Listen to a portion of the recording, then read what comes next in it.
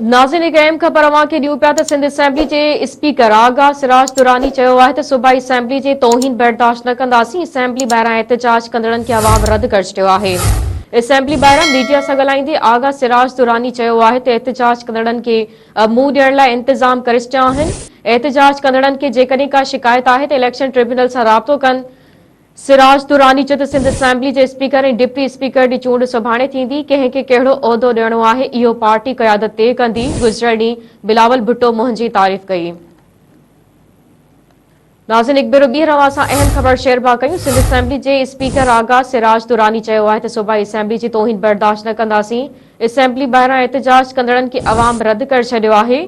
Assembly ॿाहिरां media सां ॻाल्हाईंदे आगा सिराज दुरानी चयो आहे त एहतजाज कंदड़नि खे मुंहुं ॾियण लाइ इंतज़ाम करे छॾिया आहिनि।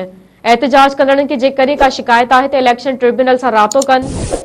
सिराज दुरानी चयो त सिंध असेंबली जे स्पीकर ऐं डिप्टी स्पीकर जी चूंड सुभाणे थींदी। कंहिंखे कहिड़ो उहिदो ॾियणो आहे इहो पार्टी क़यादत तइ कंदी। गुज़िरियल ॾींहुं बिलावल भुट्टो मुंहिंजी तारीफ़ कई।